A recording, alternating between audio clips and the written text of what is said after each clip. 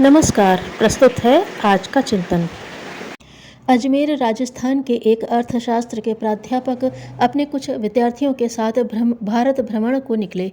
भारत की वर्तमान आर्थिक समृद्धि की आंखों देखी जानकारी पाना उनके इस भ्रमण का उद्देश्य था।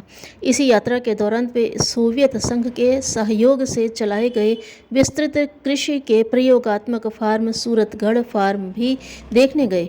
वे सूरतगढ़ फार्म पर पहुंचे तो कोई 1 बजे का समय था। जून की दोपहरी और ऊपर से राजस्थान का इलाका गर्मी की मार असह्य हो उठी थी।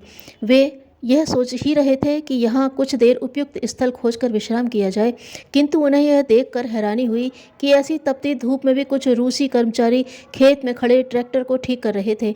वे भी गर्मी से बुरी तरह त्रस्त थे, किंतु उसकी परवाह नहीं करते हुए वे अपने काम में जुटे थे। एक तो ठंडे देश के रहने वाले, दूसरे यह भयंकर गर्मी, फिर भी वे अविचलित भाव से काम कर सकते हैं, तो क्या हम इसी देश के रहने वाले इस समय घूम फिरकर फार्म नहीं देख सकते? इस विचार से उन्होंने उसी समय फार्म को देखने का निश्चय कर लिया। वे जब उसे देखकर वापस उसी स्थान पर लौटे जहां उन्होंने रूसी कर्मचारियों को दत्तचित्त हो काम करते देखा था, तो उन्हें आश्चर्य हुआ कि वे अभी भी अपने काम में जुटे थे। उन्हें यह देखकर बड़ा दुख हुआ कि उन्होंने पूरे फार्म पर जहाँ तहाँ इस गर्म जलवायु के अनभ्यस्त रूसी कर्मचारियों को ही काम करते देखा था। भारतीय कर्मचारी मज़े से अपने क्वार्टर्स में आराम कर रहे थे। उन्होंने इसका कारण उन रूसियों से पूछा, आप लोग ऐसी कड़ी धूप व झुलसा देने वाली गर्मी में काम क्यों कर रहे हैं, जबकि भारतवासी जिनके राष्ट्रीय हित के लिए यह फार्म बनाया गया है, वे मज़े से आराम कर रहे हैं। उनके इस प्रश्न पर उन सोवियत संघीय नागरिकों ने जो उत्तर मिला वह बड़ा ही मार्मिक था। वे बोले, वे लोग अपना दायित्व अनुभव करें न करें, इससे हमें उतना सरोकार नहीं जितना इस फार्म की सफलता असफलता से है। हमें यह जलवायु अनुकूल नहीं पड़ती। ऐसी धूप में काम करते समय भी कष्ट कम नहीं होता, किंतु इसे तो हम सह सकते हैं, किंतु यदि यह असफल हुआ तो हमारी देश की बदनामी होगी। इसलिए हमें कष्ट सहन करना तो क्या, काम करते हुए मर जाना भी पड़े तो हमें दुख नहीं होगा, क्योंकि यह हमारे देश की इज्जत का सवाल है। यह था उन लोगों का राष्ट्रीय चरित्र जिसके आगे उन अध्यापक महोदय और उनके शिष्यों को श्रद्धानत हो जाना पड़ा। व्यक्ति जिस प्रकार चरित्र खोकर अपना सम्मान खो देता है, उसी प्रकार राष्ट्रीय चरित्र के अभाव में देश का व देशवासियों का सम्मान भी टिका नहीं रह सकता। व्यक्तिगत चरित्र और राष्ट्रीय चरित्र समाज रूपी शरीर के 2 फेफड़ों की तरह हैं। यदि इनमें विकृति आ जाए तो समाज रुग्ण हो जाता है और इस विकृति के बढ़ते जाने पर एक दिन मृत्यु का ग्रास भी बन जाना पड़ता है। शारीरिक शक्ति मनुष्य के लिए आवश्यक तो है, किंतु वह चरित्र के साथ ही शुभ हो सकती है। चरित्र के अभाव में शारीरिक शक्ति पशुबल मात्र रह जाती है। ठीक उसी प्रकार राष्ट्र की आर्थिक व भौतिक प्रगति की भी राष्ट्रीय चरित्र के अभाव में उसी प्रकार असम्मान का ही कारण बन सकती है, सम्मान का हेतु नहीं। उसका सदुपयोग संभव नहीं हो सकता।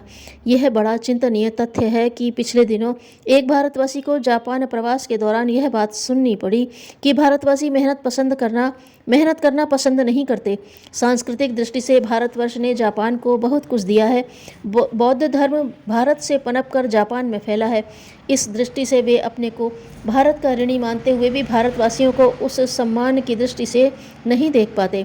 पुराणों में एक कथा आती है जो चरित्र की महत्ता प्रतिपादित करती है।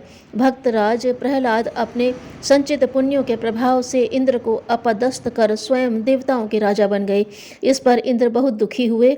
वे अपने गुरु बृहस्पति के पास पहुँचे और उनसे अपनी वेदना बताते हुए पूछने लगे, गुरुदेव ऐसा उपाय बताइए कि अपने खोए हुए राज्य को पुनः पा सकूं। बृहस्पति ने बताया, प्रहलाद बड़ा दानी है। वह प्रातःकाल याचकों को इच्छा दान दिया करता है। उस समय वे जो कुछ मांगते हैं उन्हें मिलता है। तुम भी एक साधारण याचक बनकर उसके दरबार में उपस्थित हो जाओ और उससे उसका शील मांग लो, तो तुम्हें अपना राज्य पुनः मिल सकता है। इंद्र ने अपने गुरु के कहने के अनुसार ही प्रहलाद से उसका शील मांग लिया। प्रहलाद ने उससे पूछा, तुम मेरा शील ही क्यों मांगते हो? बस मेरे लिए इतना ही पर्याप्त है। मैंने अपना शील तुम्हें दिया। यह कहते ही प्रहलाद की तेजस्वी आकृति राहु ग्रसे सूर्य की तरह क्षीण हो गई। उसमें से एक तेजस्वी छाया पुरुष निकलकर याचक के शरीर में प्रविष्ट हो गई। प्रहलाद ने पूछा, तुम कौन हो? मुझे त्याग कर याचक के पास क्यों जा रहे हो? मैं तुम्हारा शील हूँ, तुम मुझे याचक को दे चुके हो। शील के जाते ही शौर्य, विवेक, श्री, मेधा आदि शक्तियाँ भी एक एक करके उसका अनुसरण करने लगीं और प्रहलाद की संपूर्ण सत्ता व वैभव समाप्त हो गया। इंद्र पुनः उसे अपदस्थ करके देवलोक का राजा बन गया। यह कथा चरित्र की महत्ता प्रतिपादित करने में पूरी तरह समर्थ है। चरित्र के बिना व्यक्ति का कोई मूल्य, कोई सम्मान नहीं रहता। यही चरित्र बल जब राष्ट्र के चरित्र बल के रूप में विकसित होता है तो वह राष्ट्र विश्व में अपना सम्मान, अपना गौरव स्थापित करके रहता है। राष्ट्रीय भावना व्यक्ति की प्रगति को, सम्मान को एक स्थायी आधार प्रदान करती है, उसकी एक तस्वीर उपस्थित करती है। भारतीय कहलाने के साथ ही उस व्यक्ति से भारतीय सभ्यता, संस्कृति और वहाँ की विशेषताओं का आभास, परिचय भी पूरे देशवासी को मिले कि वह उससे अप्रभावित हुए बिना न रहे। जैसे कि अजमेर के अध्यापक महोदय व उसके विद्यार्थीगण उस रूसी नागरिकों से प्रभावित हुए थे। बाहर से आने वाले विदेशी पर्यटकों को भी यहाँ वैसा कुछ देखने को मिले जिससे वे भारतवासियों के लिए अपने हृदय में उच्च भावना लेकर जाएं। आवश्यकता इस बात की है कि हम चरित्र निर्माण पर अधिक से अधिक ध्यान दें। इसे व्यक्ति को मापने की पहली कसौटी माना जाए। व्यक्तिगत चरित्र ज्यों-ज्यों बढ़ेगा, समाज में सचरित्र लोगों को महत्व दिया जाने लगेगा, उनकी संख्या में वृद्धि होने लगेगी। उसके साथ ही साथ राष्ट्रीय चरित्र का निर्माण भी होता जाएगा। भावी पीढ़ी के चरित्र निर्माण पर पूरा ध्यान दिया जाने की आवश्यकता है, साथ ही उसे राष्ट्रीय भावना के साथ जोड़ने की भी। मानवीय सद्गुणों के ऊपर संसार की समृद्धि और शांति निर्भर है। धन्यवाद।